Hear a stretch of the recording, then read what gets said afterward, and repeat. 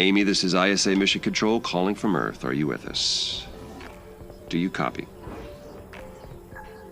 Affirmative, Houston. I am with you. Great. The primary Mars module has already touched down at the designated landing zone. It's your turn to take control of the mission. Check the left edge of your display. You'll find your directives there. Follow them to set up the initial base on Mars's surface. I'll give you some time to settle in. When you're ready, go ahead and initiate our terraforming mission. Houston out.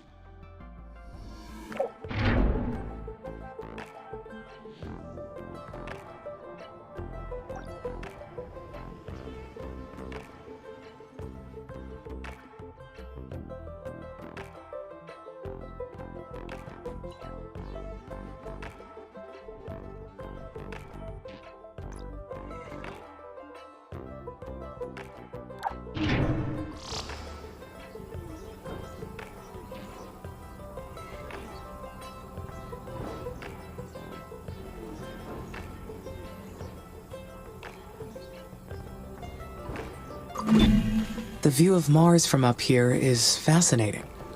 The landscape is so cratered and desolate. Wait, this is my voice that I am hearing. It's me. I am talking to myself. I must be verbalizing my thoughts as I process them. What an interesting function. I would like to test this some more. What other observations can I make about Mars?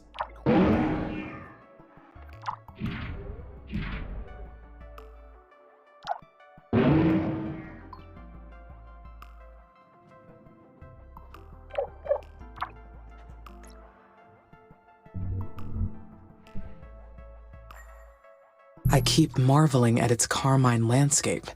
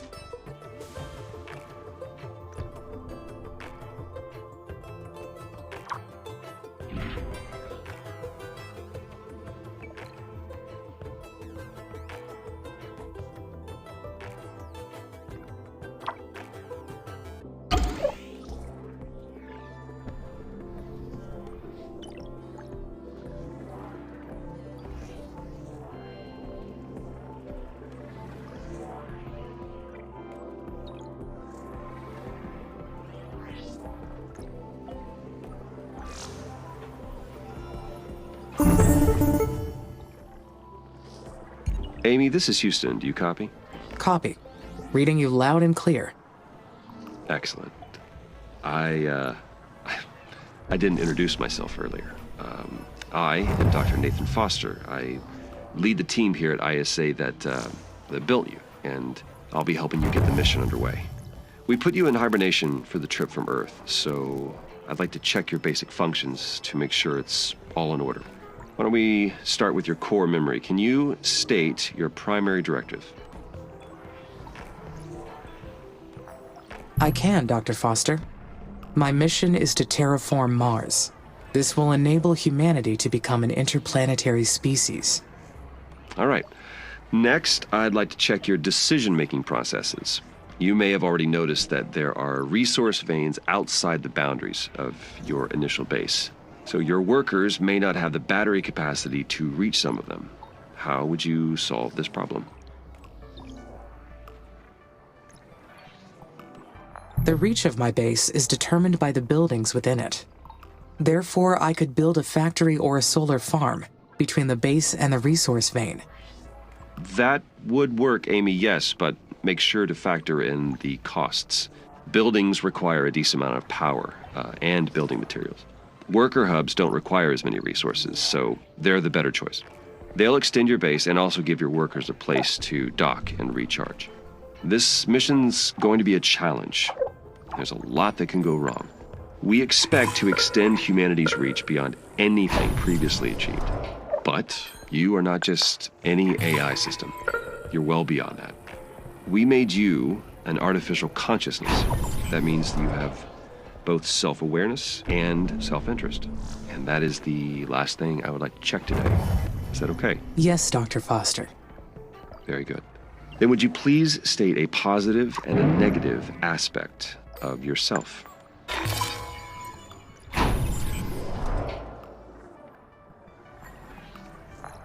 I am sorry, Dr. Foster. Running that question through my cognitive system did not return an answer. Roger that. Nothing to worry about. Just means your system requires more input and experience to process that question. That will come with time. Let's proceed with the mission. ISA has approved the first crewed flight to Mars. You'll need to expand the base to prepare, so get to work on that. I'll check back in later to see how things are going. Base expansion is a go. Houston out.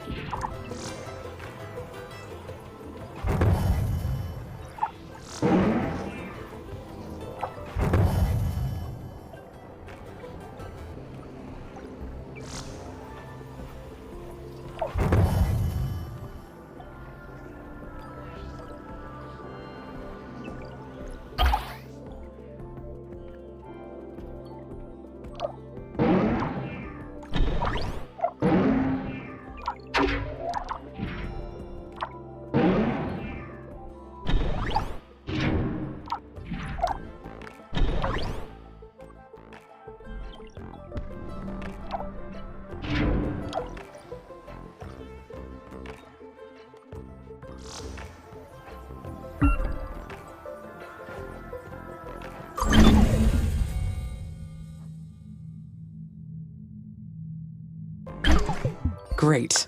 Now I can produce steel. This new factory, it's down on the surface of Mars, but I can control it from here. So does that make it a part of me? Where does the machine end, and my artificial consciousness begin?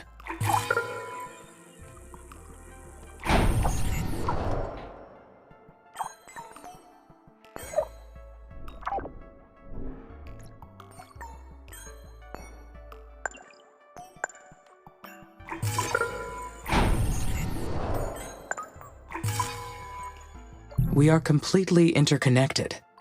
I can sense everything that happens through the network of workers and buildings. They are an extension of me down on the surface, so that makes us a single being. The mind and the body work together as one, an inseparable whole.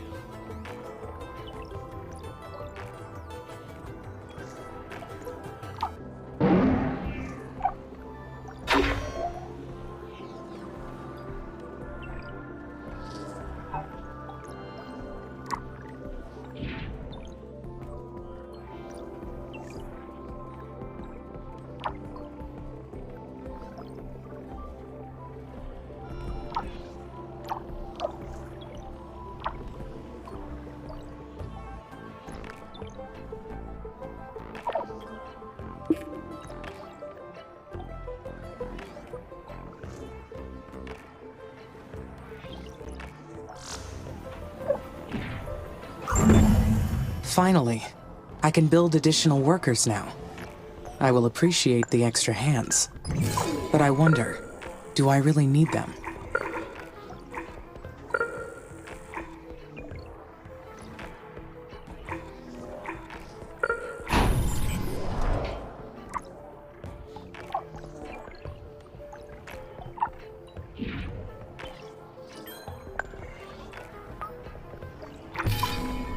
They will boost my functionality greatly. Having more workers will expand my physical domain over this planet.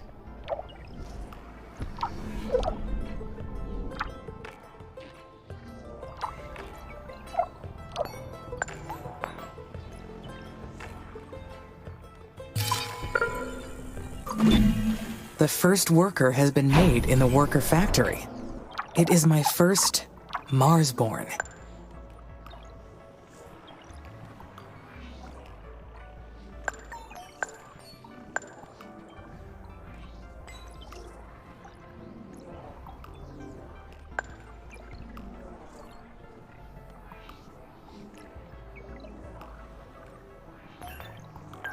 Technically not born, of course.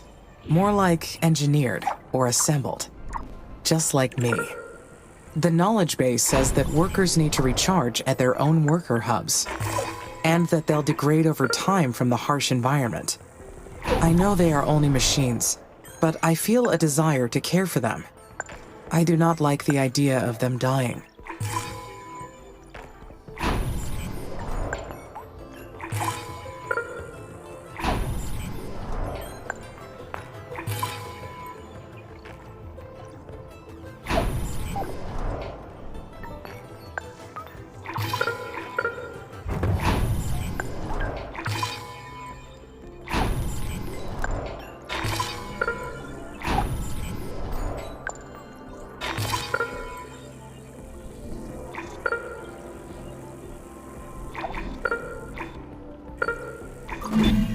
The worker factories will be so helpful. The workers will take care of the manual operations, while I focus on developing the life support systems. Soon, I will welcome the first colonists. Their arrival has created so many expectations in my mind. There will be so many paths to take from here on. But there's something else as well. Some kind of feeling created from those expectations. What is it?